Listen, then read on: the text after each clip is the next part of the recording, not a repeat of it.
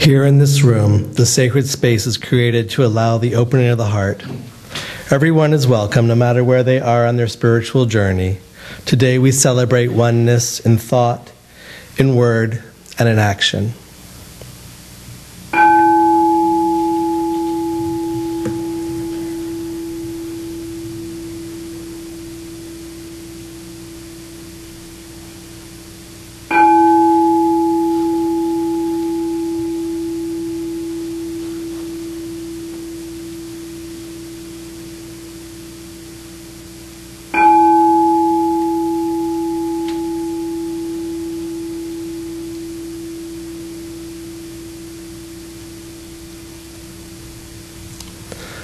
Welcome and good morning. I'm Jefferson, a practitioner here at the Center for Spiritual Living, Palm Springs, and it's my privilege to open our service for today. So, as we continue our journey, our year-long journey of the science of mind, I'm reminded of a high school teacher I had, a math high school teacher, Mr. Rupi, and he would say when we were encountering difficult algebra problems, "You're cooking on the front burner now." And that's kind of how I've been feeling when I've been doing these, especially this week's reading. For those of you that are doing the reading, we're really getting into the heart and the soul of the depth of thought that our philosophy is founded on. And Dr. Holmes really encounters and shares with us some very deep and sometimes very complex concepts. And they might seem simple at first, and then you reread them and they become very complex, and then you read them again and they get simple again. I encourage you that if and when any questions come up, that you either approach any of our practitioners or Dr. Michael and ask us to assist you on your journey through as we deepen our understanding of the principles of science of mind. In today's reading, I realized that when I went through Foundations, I wrote at the top of the page, if a tree falls in the forest and there's no one to hear it, does it actually make a sound? Because today's reading is about mental impressions and talks about the mind. How does the mind actually work? Now, in physics, there is this effect. I don't know if anybody's heard about it before. It's called the observer effect. And what it means is that just simply by the act of observing something, no matter how passive it is, you actually have an effect on what it is that you're observing. So it shows that science now has gotten to the point where we are all interrelated. We can't even observe something passively without having an effect on what it is that we're observing.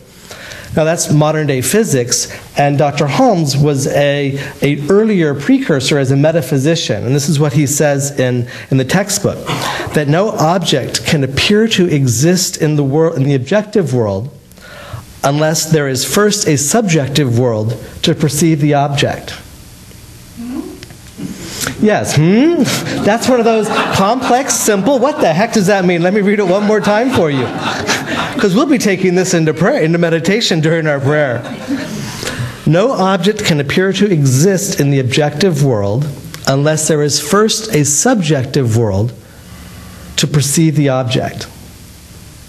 Now, kind of going back to the tree in the forest, it's kind of like neither the tree nor the forest nor the sound could even exist unless God was there first and gave us the consciousness to perceive that sound.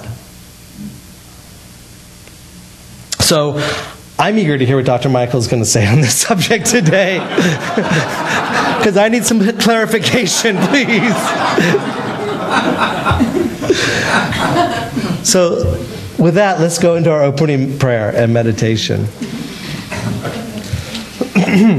So getting comfortable in our chair, either closing our eyes or softening our gaze. We recognize that God is everywhere. God is first cause in the universe. There is nothing that is not a part of God, of universal spirit, of intelligence, of mind. And each one of us are individualized, perfect aspects of that one. It is through each of us that God experiences what has been created.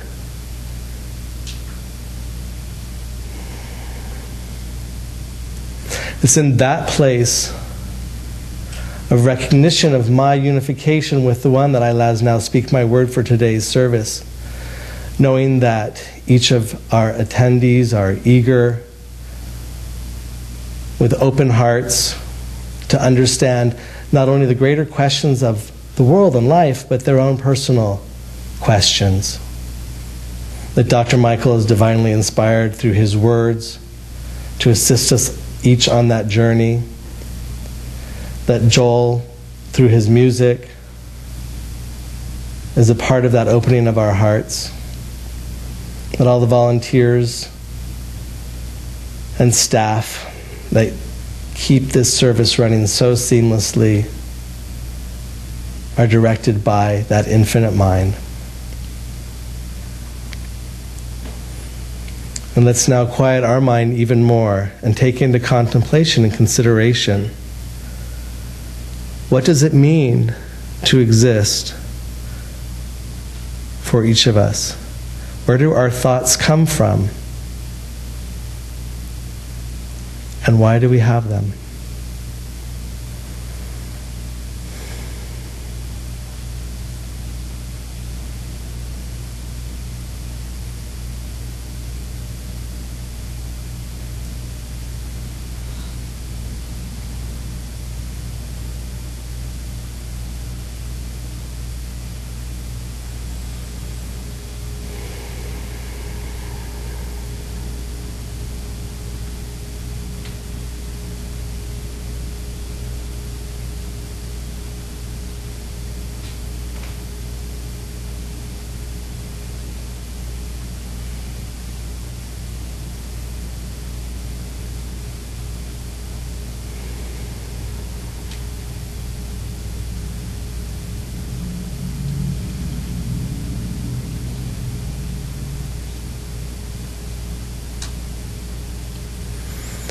It is with a full and open heart that I release all of this in deep, deep gratitude for the opportunity to share this moment with you, to share this day with you, and to share this life with each of you. I release this treatment into love and law, knowing that as I release it, law has already begun operating on it. And we ground this together by saying, and so it is.